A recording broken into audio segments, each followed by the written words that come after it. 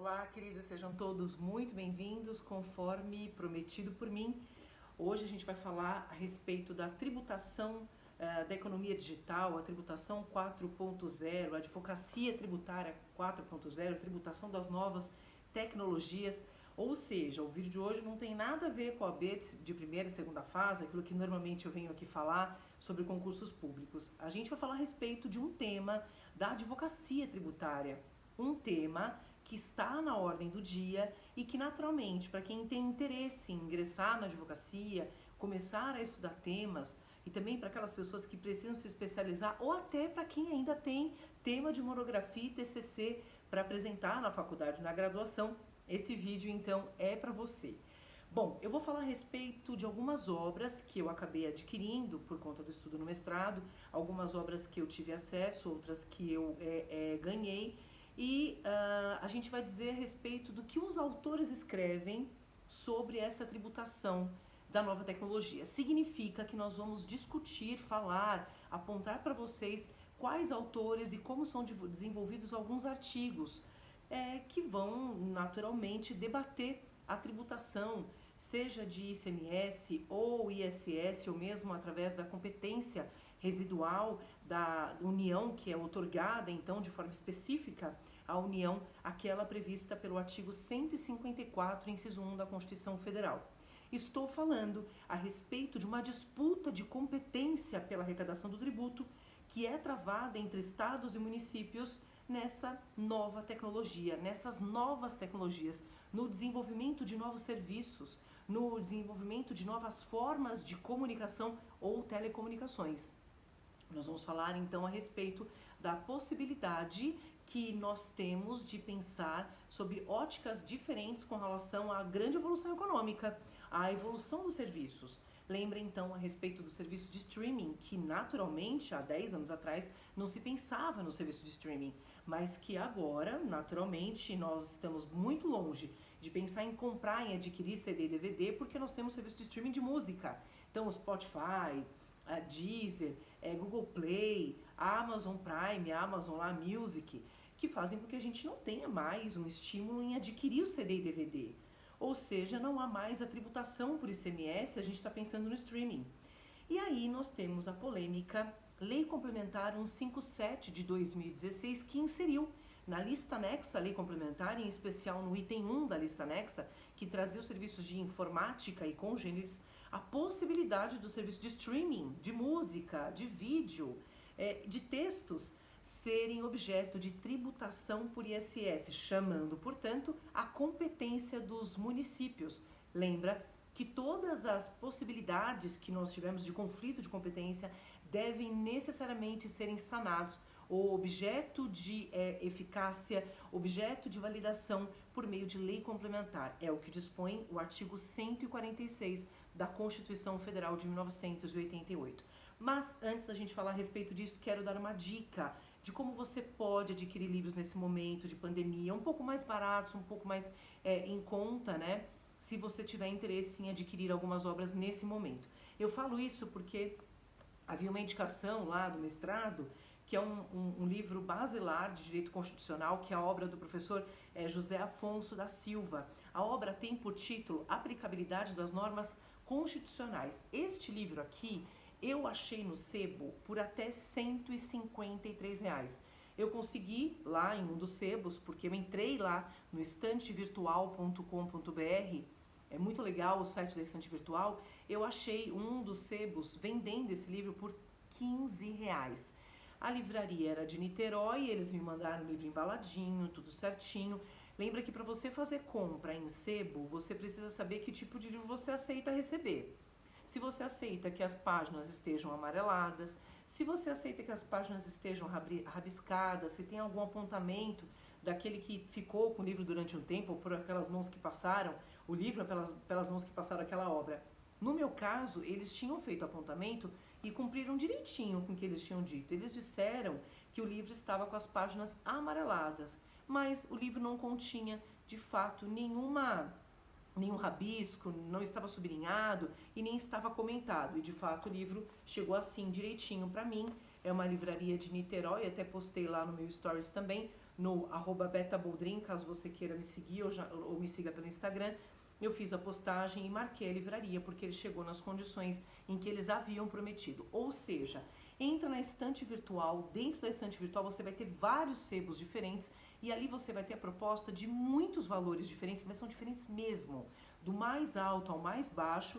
E lógico, pensa naquele livro que você gosta e aceita receber. As páginas do meu livro, por exemplo, estão sim amareladinhas, não sei se você consegue perceber aqui pela câmera do celular, que eu tô gravando aqui o vídeo, mas de fato algumas páginas estão amareladinhas. Eu não me importo com isso, tem gente que não gosta, né? Tem gente que não gosta de livro de sebo. Bom, talvez você não ache, não localize neste momento, eu não sei, eu vou fazer uma pesquisa, tá? Eu vou fazer uma pesquisa aprofundada a respeito dessas obras que eu tenho aqui, mas a boa notícia a respeito da tributação 4.0, da tributação da economia digital, é que tem muito artigo bom, mas muito artigo bom mesmo na internet. Tem muito autor que publicou seus artigos, esses artigos acabaram ficando públicos e tem muita coisa rica, muito material bom falando a respeito dessa tributação nova, da tributação das novas tecnologias, tributação de criptomoedas, tributação do Airbnb, a tributação de streaming, a tributação de telecomunicações. Então, assim, tem bastante coisa dentro da internet que pode agora, nesse momento, enquanto você está em casa, ajudar você a desenvolver temas, a estudar, a ficar conectado com aquilo que é objeto de estudo nesse momento. E por que a gente estuda essas novas tributações? Porque, naturalmente, esses novos serviços e essa nova tecnologia é responsável por mais de 60% do PIB mundial. A gente sabe, por exemplo, que a plataforma de transporte Uber, que entra no Brasil em 2014 pelo Rio de Janeiro em função da Copa do Mundo, não sai nunca mais. O Brasil é o segundo país do mundo que mais tem motoristas então fala assim, né, que o Brasil tem mais de 1 milhão de motoristas cadastrados pela Uber, contando até a variação de entrada e saída daqueles que não mantêm muita regularidade. Pensa então que nós temos aqui no país e no mundo inteiro uma nova forma de investir, uma nova forma de circular moeda, de circular dinheiro, uma nova forma, um novo comportamento de ouvir música, um novo comportamento, por exemplo, de realizar o download ou baixar os nossos aplicativos, porque eles são desenvolvidos. Inclusive, a Lei Complementar 157 de 2016 inseriu lá na lista anexa também, no item 1.04, o desenvolvimento de jogos e aplicativos. Olha lá, que inovação é essa, né? E em função disso, naturalmente, nós temos uma evolução tecnológica e que vai ter como efeito um aumento substancial na arrecadação de tributo. Mas que tributo, se a gente não tem essa previsão? Se nós não temos uma previsão pela Constituição Federal que outorgou as competências e dividiu as competências, como é que pode, então, o Estado ou o município tributar um serviço que nem previsto é? Um serviço que nem na lista anexa é? Ou um serviço que nem comporta a definição de telecomunicações? É por isso que esses autores se declinam sobre esses temas todos e a gente começa a sentir o gosto que é estudar esses novos temas de direito tributário. Bom, então eu vou recomendar alguns livros legais aqui para vocês. Eu começo por esse aqui, o Tributação na Nuvem. O Tributação na Nuvem tem uma coordenação e organização pela professora Tatiane Psitelli, que é da Fundação Getúlio Vargas, e a professora Gisele Barra Bossa. São duas professoras que organizaram esse livro aqui, que é uma compilação de artigos. Então, já começo a falar a respeito desse tema. Esse tema tem uma característica bastante interessante, que são os autores, tanto os clássicos quanto aqueles mais modernos, ou seja, tanto a doutrina clássica, a doutrina que nos dá base, quanto a doutrina mais moderna vem escrevendo a respeito do assunto, porque é um assunto que envolve demais as bases do direito tributário. O fato gerador, o momento da ocorrência do fato gerador, a competência tributária, as questões constitucionais, a segurança jurídica, o princípio da legalidade, retroatividade, anterioridade, a possibilidade de um convênio de ICMS validar determinadas hipóteses de incidência tributária. Por isso é que nós temos uma conjugação de artigos ou um misto de artigos, que é desenvolvido por autores clássicos que nós temos de ler essencialmente e autores mais modernos ou autores mais contemporâneos. Estou falando daqueles que estão mais próximos conosco, de nós com relação à idade e que escrevem maravilhosamente, que escrevem brilhantemente a respeito desses temas. Bom, eu vou destacar alguns artigos que eu precisei ler e outros que eu gosto bastante. Olha que interessante, nesse daqui tem 2 artigos que eu gosto bastante e estou dizendo que é uma compilação, ou seja, de vários autores. 2 que eu gosto porque tive que estudar, mas sem desprezar, claro, em hipótese alguma, sem desconsiderar todos os outros que você, sem dúvida nenhuma, precisa ler. Eu vou falar a respeito de um artigo que foi escrito pela professora Tatiana Piscitelli, bastante interessante, que tem como tema limites interpretativos dos conceitos e institutos de direito privado. Ela analisa um voto e realiza e estrutura de forma argumentativa um voto do ministro Luiz Fux, do Paraná, de um recurso extraordinário. E nesse voto, ela fala exatamente qual é a definição de obrigação e fazer e obrigação de dar. Porque os ministros do STF entenderam que a gente tem que abandonar essa definição de obrigação de fazer e obrigação de dar para fins de recolhimento de ISS, entendendo que, na verdade, essa estrutura ou essa definição está ultrapassada. E ela faz com que a gente volte a essa estrutura e considera que não tem nada de ultrapassado e que, de forma alguma, a gente pode ter uma tentativa de interpretar aquele serviço porque a gente quer que aquele serviço seja encaixado na tributação ou do estado ou do município. É como se nós estivéssemos pensando a respeito da tentativa do Estado brasileiro, pensar o seguinte: já que tem a tecnologia de novos serviços, por algum tributo ele tem que ser tributado. Por algum tributo eu tenho que fazer com que a competência seja alcançada naquela situação, alcançada naquele serviço, alcançado naquela tecnologia. Fazendo naturalmente que a gente extrapole a interpretação dos institutos do direito privado, ou melhor, que nós tributaristas, que o legislador daqueles tributos, a seu prazer, a seu bel prazer e sob a sua necessidade e entendimento, utilize os institutos do direito privado, adequando esses institutos à tributação. Ou seja, eu extrapolo aquelas definições para encaixar aquilo na tributação, numa forma de tributação.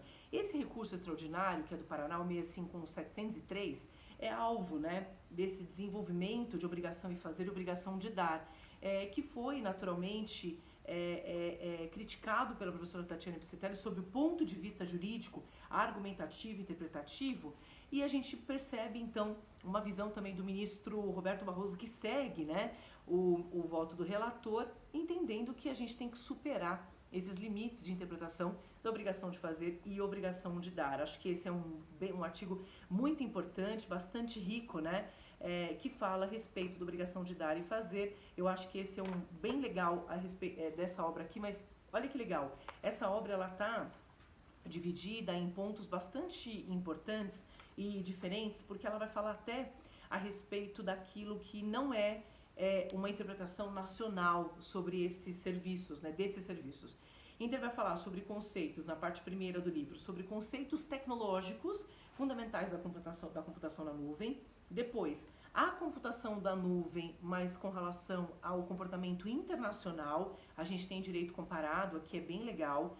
Depois, a tributação direta de rendimentos provenientes da computação da nuvem, alguns pressupostos. E depois ela vai falar, essa obra fala, sobre a computação na nuvem dentro da tributação em território nacional. Legal, a leitura vale demais porque a gente tem o direito comparado e as balizas, tanto sob a ótica do direito constitucional tributário, como de outros países e outras economias, tá?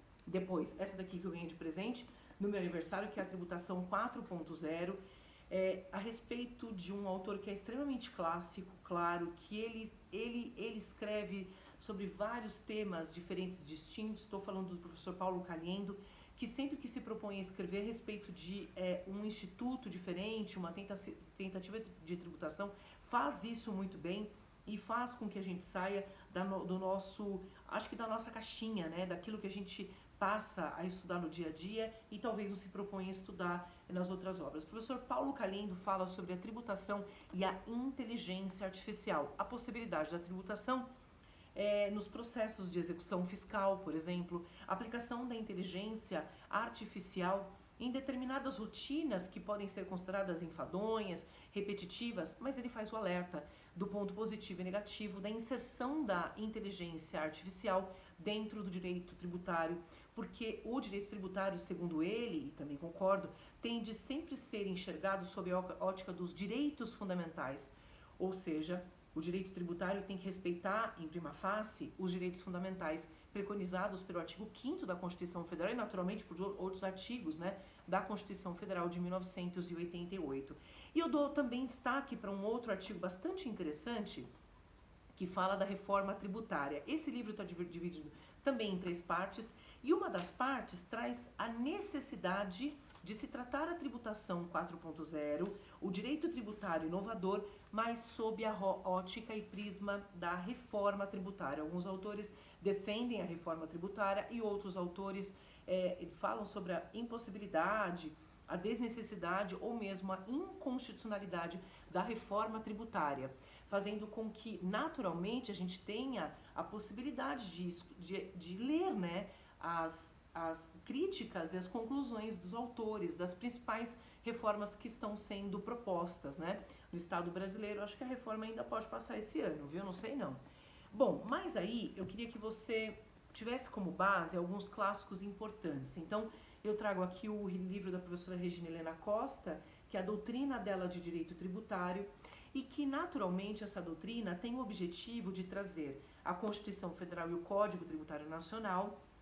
E a professora Regina faz isso de uma forma muito clara, sucinta, bem desenvolvida. Acho que é uma dica para quem quer começar, inclusive, o estudo do direito tributário ou precisa, na advocacia consultiva ou mesmo na contenciosa, utilizar as bases do direito constitucional tributário.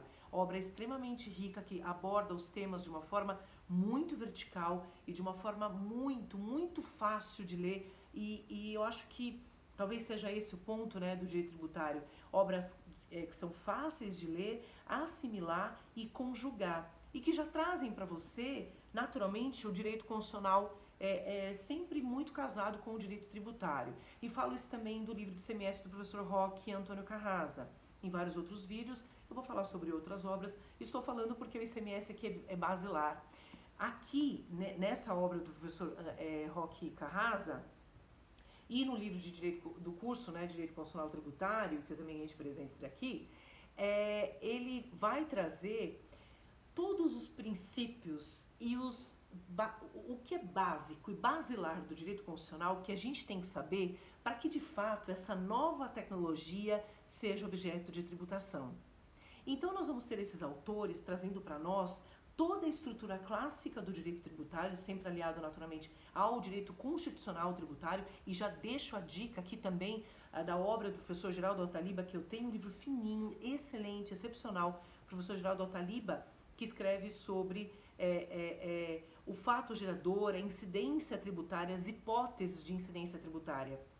E que aí a gente começa a pensar, mas isso daqui não pode ser tributado por ICMS, está na lei complementar, mas me parece inconstitucional que um serviço de streaming, que nem serviço na verdade é uma cessão de direitos, seja tributado por ISS.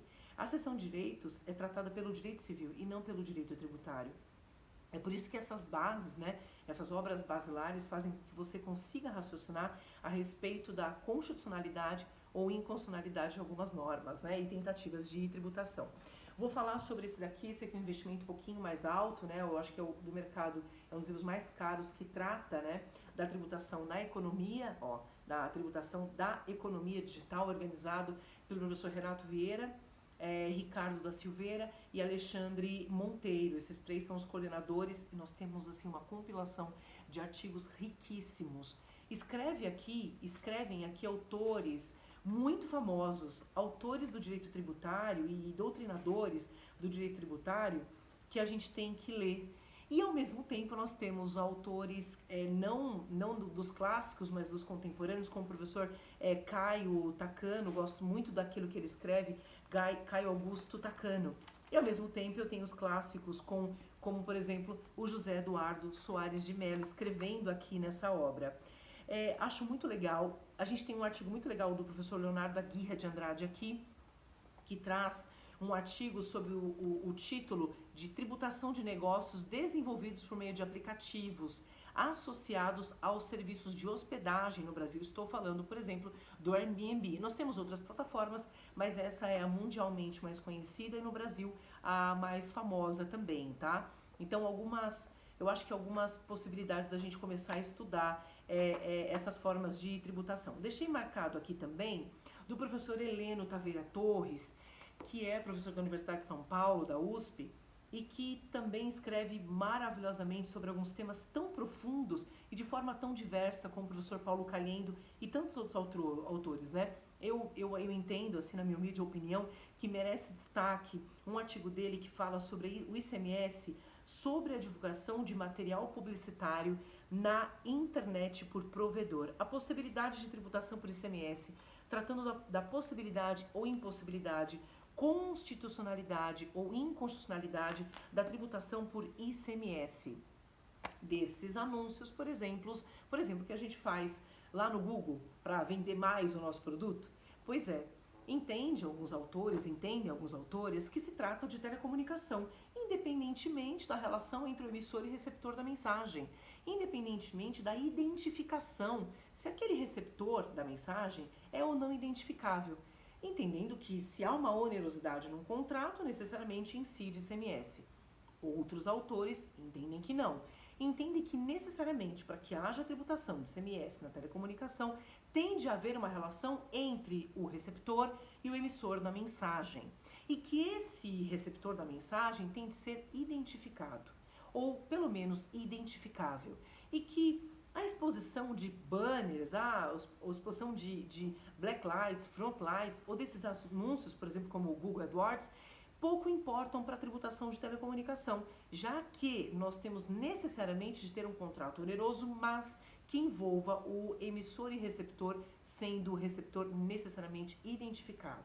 Então, uma parte da doutrina entende que ICMS deve tributar, sim, esses anúncios que são feitos pelo Google, até porque você faria uma busca lá e ele teria uma predileção nessa busca, ou seja, eu coloco lá o nome de determinado curso e sei que ele vai estar em primeiro lugar como sendo o mais buscado.